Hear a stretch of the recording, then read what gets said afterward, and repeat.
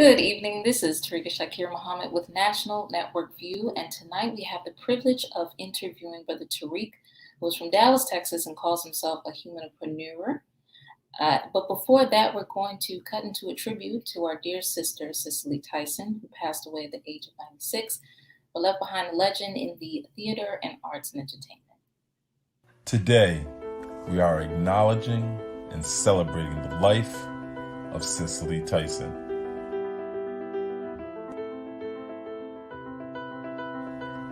Cicely Tyson was known to all people, but in Black homes, she was a permanent fixture. She was epitomized what it meant to shatter racial stereotypes of how Black women were being portrayed on TV and in the movies by only accepting vivid portrayals of strong African American women in the 1970s. These roles propelled her into stardom and fame as an extremist in the civil rights movement. Cicely Tyson was a natural-born leader, a trendsetter, a beacon of light and hope for her people. Cicely Tyson knew what she represented. An honorary Oscar, 3 Emmys, a pile of Emmy nominations, and a Tony all came her way. Just as fittingly for a woman who willed herself to matter, so did 8 NAACP Image Awards. There will never be another Cicely Tyson. She passed away on January 28, 2021. She was 96 years old. Absolutely beautiful tribute there to our dear sister, Cicely Tyson. Again, it's Tarika Shakir Muhammad with National Network View, and we have the privilege again of interviewing Brother Tariq from Dallas, Texas. Brother Tariq, how are you?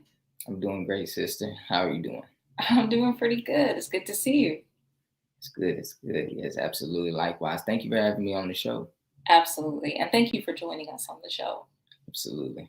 So, Brother Tariq, for those who don't know, and I actually don't know the meaning of this term myself, but a humanpreneur, tell us a little bit about that and what you do. Absolutely. So humanpreneur is a word that I kind of created myself. It's just a combination of the word humanitarian and entrepreneur. And I put those two together because that's pretty much what encompasses who I am as a person. You know, I'm a humanitarian at heart, but I have an entrepreneur mindset. And so I do have a nonprofit organization called World Apparel Co. It's a nonprofit clothing brand that I started with one of my friends from high school. And what we do is we like to use our clothing to bring awareness to certain social issues that are going on around the nation and around the world. We use those proceeds to help donate back to whatever, focus point or cause that it is. And we like to call ourselves a nonprofit because we don't have one certain issue that we focus on like the usual nonprofit. We like to partner up with different nonprofits to help bring funding to them so that we can help them have more supplies or whatever it may be that they may need in the cause of that focus that they're focusing on. I also am an entrepreneur on the sense of that I do have a for-profit business. It's called 93 Supreme, and it's just a creative branding type of business where we just do a lot of creative content and put out a lot of creative works. I have a YouTube. It's called the Black Owned Tour. That's where I do a lot of my work at. We do interviews of just different Black owned businesses around the nation. And we're going on season 2 now. So we just finished season 1, and I'm very proud of, and I want to thank everybody who has helped me out put on that show. It's been a great show, and I can't wait for more. Praise be to Allah. A little background. What got you started into coming up with these things here? Yes, so I could just say, I always had an entrepreneur mindset just from the jump. Growing up, I used to go with my next door neighbor, and we used to go around the neighborhood trying to, wash people's cars during the summertime when we were out of school. And even in school, I was always the one selling chips, candy, baking cakes. Me and my cousin, we used to stay up late at night in high school, baking cakes, and then going to school the next day, marketing and branding, and then getting those cakes out. And if anybody knows, whenever you're selling items in school, you really can't do that. So you have to sell out as fast as possible so that you're not caught whether it be in class or in the hallways with the product. And but we branded and marketed ourselves perfectly so that people will always come to us in the mornings before school even started completely, and we would just sell out immediately. But just throughout my whole life, like I would be in different jobs, and you know, I was a hard worker, but I would always think, man, I could do this and make it better. So, you know, that mindset never really kept me in one position long, because I felt like I always outgrew the company too fast, or at least outgrew my position too fast. And there wasn't any positions that they could offer me that would help settle that ease in my mind that I'm doing something that's productive in whatever corporation that I was working for at the time. Praise be to Allah. And the topic today is going to be page 5 of the Final Call newspaper. We are still here. It delves into pretty much the history of Blacks basically rebelling against that which oppresses them. But it gets into very intricate details, historically speaking. Tell me, what was the first thing that stood out to you about this particular piece? Wow, yes, absolutely. The piece was very, very well written, and I have to give a shout out to I believe that sister in Saya in Siaya. Apologize, Anissa. I'm sorry for that. Apologize, Anissa Muhammad. Yes, it's very beautifully well written, and it gave me a lot of information, things that I didn't know about as well. But the first thing I had to say that stood out to me was the impact of Black women in these different rebellions, because you know we think about Black women in their rebellion, and we think about how they just, you know, have been at the forefront, or maybe just, you know, maybe helping out, taking care, or wherever it may be in different avenues of helping out the community. But a lot of these women were in the forefront, on the front lines of leading these rebellions. And then not only that, we have to think about how they were the ones who produced those those individuals, whether they be male or female, who grew up to help lead rebellions. So we can't forget about those who produced those leaders as well. And so the Black women who helped, their contribution to our freedoms is what stood out a lot to me in these rebellions as well. And then the second thing that stood out to me was how, excuse me, is how I think it was from the Yamasee War. There were a bunch of soldiers who were trained to use weapons to fight for white colonists. And whenever they were trained, then they turned around using that same knowledge that they received to use those same weapons back against them. And I thought that was ironic, because you would see how sometimes a traumatic situation can end up being a fortunate circumstance and help you, better yourself and create a different change and outcome on that. I see exactly your point. I'm going to pull from that, the rebellious thing that we get here from this article. How would you say your work as a young entrepreneur, and perhaps for other young entrepreneurs who are getting into the business, how would you say that is a form of a rebellion? Absolutely. I know definitely just kind of studying my generation in particular, we're just getting tired of being, not appreciated for the amount of work that we've been putting in. They've been fighting for $15 minimum wage since forever, even just before my generation was born. And they're just now really even thinking about raising it, and it's still not equivalent to the cost of living that we have going on right now in society. Even if you make $15 an hour, you're still barely making enough just to live, and you have to be living in some of the worst conditions possible to even make it through. And I feel like a lot of people are just getting tired of working for others, not getting the appreciation that they deserve, and then getting tossed out just as fast. The one thing that just stands out to me, is just crazy to me in in a job situation, is whenever you want to, resign, they want you to put in a 2 weeks notice in order for you to be hired again if you ever want to come back to the company. But when they want to fire you, they can fire you on the spot and make you fend for yourself, out here in the world. They don't tell you, hey, we're thinking about letting you go in 2 weeks. You might want to start looking for another job. They just fire you. Just fire you. And so I feel like a lot of people are picking up on just certain things that these companies do that is really just, nonsense. And they're just not wanting to deal with that anymore. So they're all starting to kind of rebel, using that word from the article, just rebel and start doing for themselves. As the Honorable Elijah Muhammad has been teaching us, and teaching us through the Honorable Mr. Louis Farrakhan all these years, to do for ourselves. And people are starting to wake up and really see how important it is for us to do for ourselves, because even with everything else going on, there's some things that we may not want to be forced to do, that we could be forced to do in the future, that could keep us from having our jobs and having us, a source of income. And people are starting to realize that. So they want to put themselves in positions to where they can say, no, I'm not going to do this, or no, I'm not going to do that, and not have any dire consequences, because they know they got to feed themselves, feed their families, put a roof over their heads, etc. Yes, I see that. And I'm going to go back to the article in a quote where it says, contrary to some false narratives, Black folks do not sit idly by as victims or cowards. So this, what you had just spoken about, is not a relatively new topic or theory or anything at all. It's something that we've just, at this point in time, we're delving even more and more deeper into, and finding the necessity out of it. Absolutely. Absolutely. Just starting it off in the article from 1526 with Lucas Vasquez, the revolts that started happening there with the help of our Native American brothers and sisters.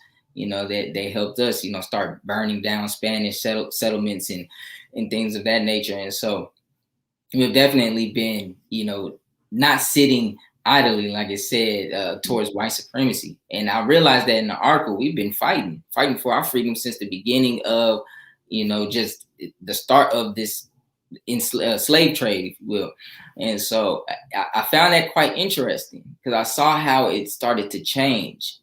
And I don't necessarily know why it was changing in that nature, of changing from, very physical, rebelling and killing and trying to slaughter and get our way out, to a more of a mentality thing. It went from, slaughter to, okay, how can we mentally become strong and become mentally free? Because, but I respect it, because if we're not mentally free, even if say, we were to free, a group of us were to free all the slaves, if they're still mentally enslaved, they would just run back to the slave master. Right. And so I feel like under Allah's will, it was that process that had to happen that way in particular, because like I said, if we weren't mentally free, we would just run right back to the slave master. So we had to have people introduce to us a new way of thinking, and a new way of being able to, rebel without doing it just physically, because once we do it physically, we still got to rely on ourselves to rebuild ourselves. And we can't rebuild ourselves mentally, then we might as well just go right back to the slave master. That's a very interesting point. I didn't quite see it that way. I'm looking at it more in the like Nat Turner type of thinking. We got to do, or we're going to die. You put it in such a way where it's more empathetic, and I see that.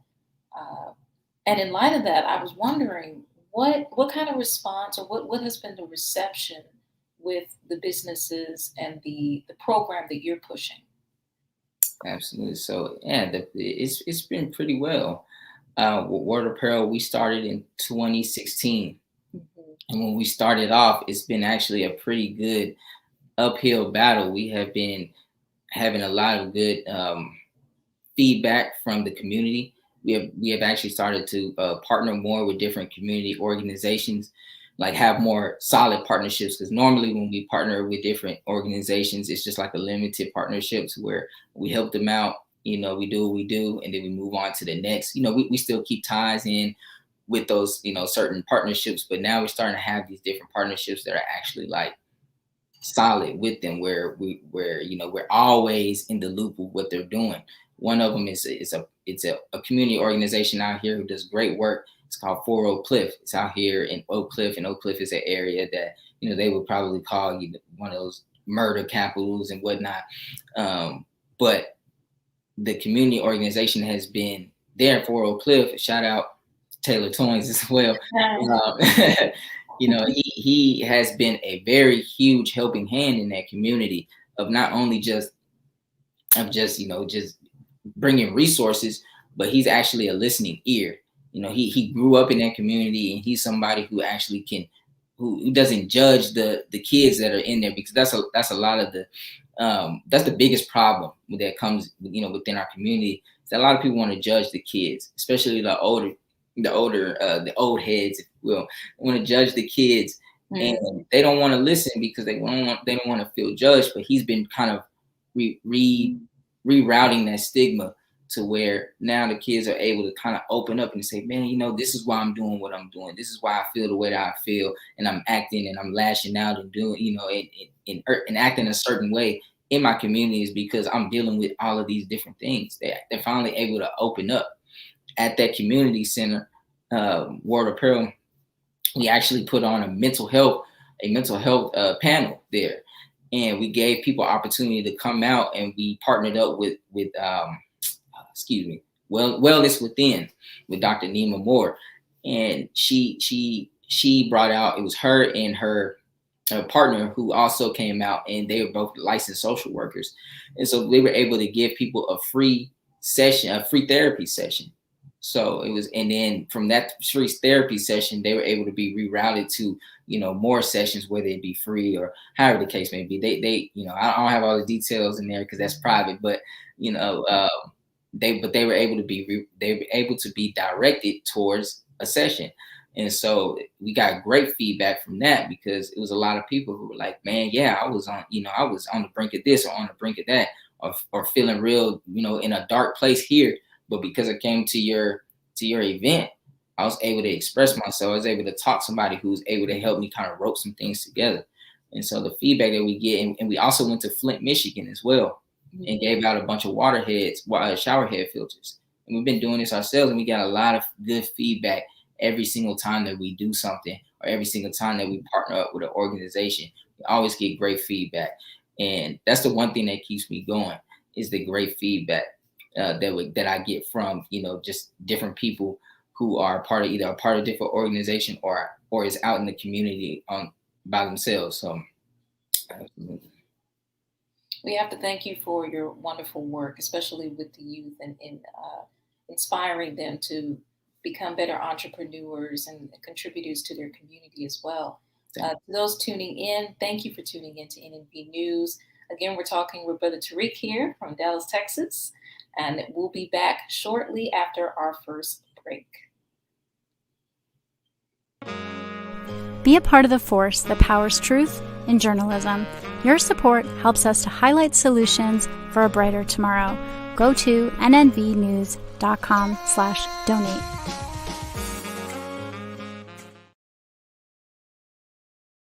The hashtag #BankBlack social media campaign made strides not only in revolutionizing how we bank, but also how we think.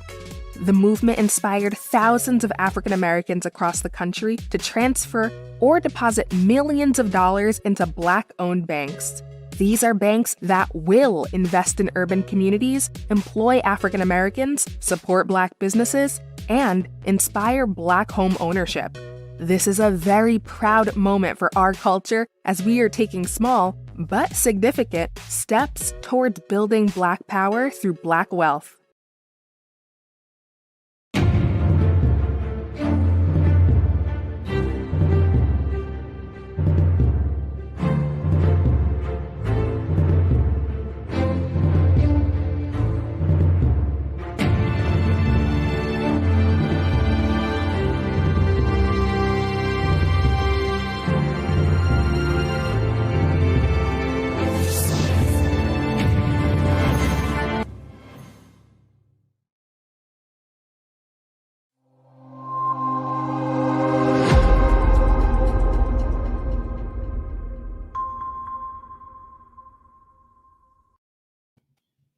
Thank you for tuning back in with NNV News. Tarika Shakir Muhammad with the Final Call Cover Story Report. And we have with us Brother Tariq from Texas here. Again, you said that you are a humanipreneur. I hope I said that correctly this time. Yes. Okay, good. And he shared with us a very intricate story about how he started in the entrepreneur business and helping the youth today pursue their dreams as entrepreneurs as well. And we're connecting it to the Final Call cover story, page 5, We Are Still Here, which goes into detail about the story of Blacks throughout history rebelling against their oppressors. Brother Tariq, there is a quote in here I'm so excited to get into it, see what you think about this. But this last quote of the article where it says, "Despite it all, we are still here." And I'll say it again. I'll say it slowly, she said. Despite it all, we are still here. That's the message. We are unconquerable. Tell me your thoughts on that quote right there. Yes, that quote stood out to me as well, sister. I kind of wrote up a little summary too in my notes whenever I was reading that, because I was like, wow, that really is something that's a powerful few words there. We are still here. Yes. And when I think about that, I thought about everything that we have been through just from 1526 and leading up to now, and just coming from Master Fard Muhammad, finding the Nation of Islam, giving us the Do for Self program through the Honorable Elijah Muhammad, as it says, or as it states in the article, with Brother Kwame Ture, as it states in the article as well, and all the many different leaders still fighting. We're still here fighting, and it shows our resilience. It shows our resilience that we have, and it shows how fed up we are of white supremacy and living underneath our oppressor. We're just tired of it. And the fact that we are still here after all of that, all of that pressure that we've been through, we are still here and we're still fighting, even with all the protests going on. It shows that we're still resilient and we're not comfortable with the situation or condition that we're living in. We want to see change, and we want to see change now. We don't want to see it later. And because of all that, whether you're not you in particular, but just in general, whether someone does or doesn't agree with what's going on, we're still doing something that shows that we aren't comfortable with how we are living and how we're being treated. And so that quote, "We are still here, we're unconquerable," shows that whatever you do, whatever you throw against us, whether it be police brutality, whether it was slavery, whether it's private prison systems, whether it was the crack epidemic. And I didn't even live through that, but I heard enough about it. And that should tell you something then, that I'm hearing enough about it and I can see the effects of it still. But the fact that we're still battling that and we're still getting over these things shows how much that we can it really shows the amount of unity that we have, just even from just a little bit of how much just a little bit of unity can do. And we all know, the Honorable Elijah Muhammad said that our unity, if we were all to unify, our unity is more powerful than an atomic bomb. And so that there alone just shows you, those events show you that how powerful we are as a community, and that we're not going to give up until we get what we want. And when we get what we want it now. Yes, sir. Aside from of course, you being a living example of what that unification looks like, what are some other examples for, say, somebody who, maybe they're not so much into apparel? I mean, I don't know, wouldn't be, but perhaps they're not just that much into it. What are some other examples that you can think of that progresses us towards that unifying? Absolutely. So we do a lot of different things. Apparel is just one thing that we use mostly for our target audience, but we unify in many different ways. If you're not interested in apparel, that's why we have many different community events, to where we just try, me and my partner, we just try to be very likable human beings, and so we like to get in with the community just right in there. We don't send others out to do the work for us. We get in there ourselves and we just talk to the people, and we relate to them, and we figure out what the common ground is between us and them. And once we figure it out, then we're able to deliver that, because now we can help them out however it is that they need to be helped out. And it doesn't always have to be apparel. It could be food. It might be, they may like a fish fry. They may want to do community basketball games, or flag football. Whatever it is that we can do to help bring the community out and together to be able to showcase that unity, we figure it out and we go for it. One thing that the partner at Fort Oak Cliff that we have that they do every year is a back to school festival. And they put it on just like a festival, like how Coachella or, any other just famous music festival that you know of. They put it on just like that, and they have it right in Oak Cliff. They don't move it and take it somewhere far away. They put it right there in Oak Cliff because that brings traction. It's like thousands of people that come out, and they give away free backpacks, and they give away free backpacks full of school supplies. And so that right there, that's a common ground for everybody to come together. And if you ever had an opportunity to, just see whether you see a recap or whether you go to one, you can see the thousands of Black people coming together and not doing the things that people believe happens in Oak Cliff, the fighting and the shooting and the gang bang or whatever they want to say.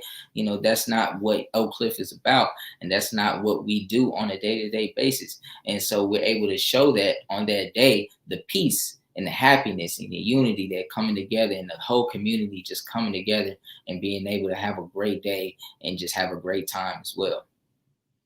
Wow. I don't know why it takes me back, but it takes me back to that Black Chicago Eats that Brother Tory tends to do on the property of Mas Mariam here in Chicago. In Chicago. Yeah, it's 1 degree outside, but yeah. But back when it was about maybe in the 70s, when it was nicer to us, the weather, Brother Tory would host the Black Chicago Eats. And it would just be a bunch of Black vendors on the property, and it would be hundreds. I can at least say, I think I can comfortably say there were thousands of people that would show up to that property. It was so packed. We had lines that just went on for streets, just trying to get in and join in on supporting the Black businesses. So when you mentioned that, that was the kind of vision that came to my head. And I think that we definitely need to see more of that, so that, because a lot of us are visual learners, and we need to see things like that to get a better example of what unifying looks like, and what bringing our resources together in a comfortable environment, what that looks like, and how progressive and successful it can be. Absolutely. Well, Brother Tariq, is there anything from the article that stood out to you aside from the other points that we talked about? See it. No, not at all. Everything, we kind of hit on everything that stood out to me. The most was our resilience, the Black women. I guess what else that stood out to me is whenever they were just talking about, how we don't talk about the successful Black rebellions that have happened in America. We always talk about the ones that happen outside of America. And the question I was asking myself was, I wonder why they do that. Yeah, because that's a good question. I believe that image of showing that something, that a Black community was able to do something successful, or whether it be rebel or whether it be, fight for their way of freedom successfully in America, gives us that image of hope that we can do it too. And so that stood out to me because he was, I can't remember who, I think it might have been Dr. Milliard, but they were talking about pretty much how, we hear about the Haitian Revolution and how it was successful. We hear about revolutions in Jamaica and how they were successful, but we don't hear about, the Dismal Swamp area in, the Virginia, North Carolina area, where white supremacists and colonialists wouldn't even go towards, because they were like, man, we don't, they were fearing for their lives even going towards that area. But that's where a bunch of Black people were, and where Nat Turner was trying to bring his rebellion to. He was trying to get there to that swamp, because he knew of the safety that was there. They don't talk about the Black Seminoles like that. They mention them a little bit in school, but they don't really get into the detail. Like, I didn't know that they had a successful freedom. That they had a successful rebellion to get to their freedom, and that they even came to a point where they had to, that the states at hand had to create a peace treaty with them, because they were just slaughtering their people back to back to back to back. And so that stood out to me as well, because I was like, I really wonder why they don't tell us these things in school as well. And so just from reading that, I was able to see why, because representation matters, and it matters heavily here. It's just like Dr. Millward said, if I'm pronouncing the name correctly, that there's something with a Black person holding a gun and choosing to retaliate that shakes the foundation of white supremacy to its core. Mm-hmm. You just mentioned, I mean, there's a good reason, well, at least on their side, there's a reason why they don't include these things in history, or you can't just readily read about it and find out more information about it. There's a reason. There's a fear behind that. Mm-hmm. Absolutely. There's definitely a fear behind that.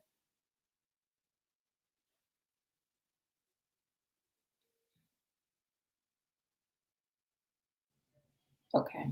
I think we cut out for a minute, but I'm going to direct the conversation, last comments and commentary with what the work that you do.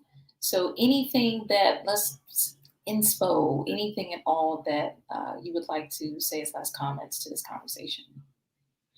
Absolutely. So my last comments would just be, first, shameless plug, support Ward Apparel Co., support 93 Supreme, the Black Owned Tour. We're doing great things, and we continue to plan on doing great things as well, all over the nation. We're not just confined to our area in Texas. You can reach me if you ever want to just, partner with me or talk about, any type of just partnership or whatever it may be, at Tariq Ray Anthony. It's on the screen there. That's my Instagram. And I'm not gonna put all that, but yeah, Tariq Ray Anthony right there. And but other than that, though, I just want to tell people, just keep staying inspired, and just by staying inspired, that'll help you just learn, just to want to learn more. Stay a student, as the Nation of Islam teaches us. Stay a student. Staying a student for me has helped me, grow in many different aspects, because there were certain things that I didn't think I had interest in until I learned more about it, like film. I didn't think filming was going to be my greatest suit, but I started learning more about it. And because I started learning more about it, I'm actually more interested in it now. So stay inspired, stay resilient as well. As the great Nipsey Hussle says, stay dangerous, and just make sure that you keep pushing forward towards your dreams. There's a YouTuber, he said he posted a video a day for 800 days straight before he really dropped. And so with that, I was like, that's dedication. And so just keep on pushing forward towards your dreams, because it will blow one day. Put those 10,000 hours in. Thank you very much, Brother Tariq. We're going to go on our second commercial break. This is Tariq Shakir Muhammad with National Network View, the Final Call Cover Story Report. Thank you for tuning in. Be a part of the force that powers truth in journalism. Your support helps to combat false media. Cash App NNV News. Worldwide, 24 hours a day, 7 days a week. Download the Final Call Radio app and take us everywhere. On your phone, on your computer, on your tablet, on Instagram, Facebook, and Twitter. You can also log on to finalcall.com and click the Listen Live button, or finalcallradio.com. Final Call Radio, the official voice of the Honorable Minister Louis Farrakhan and the Nation of Islam. Thank you for tuning in to NNV News. Please share your thoughts with us in the comments section below. Follow us on social media at NNV News, and please subscribe to our YouTube channel, National Network View. This is Clifton Muhammad with NNVnews.com.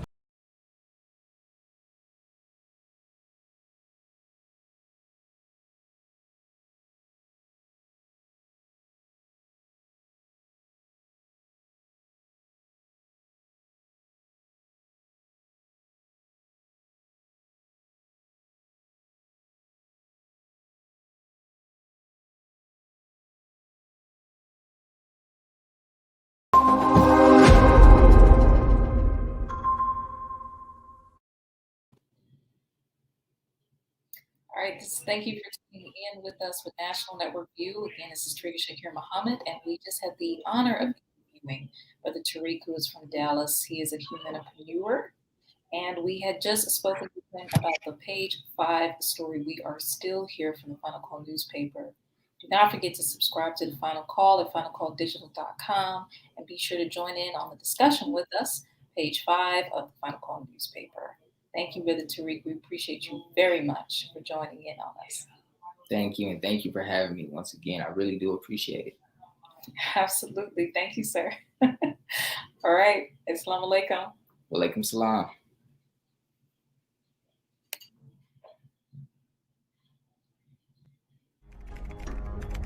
Be a part of the force that powers truth in journalism.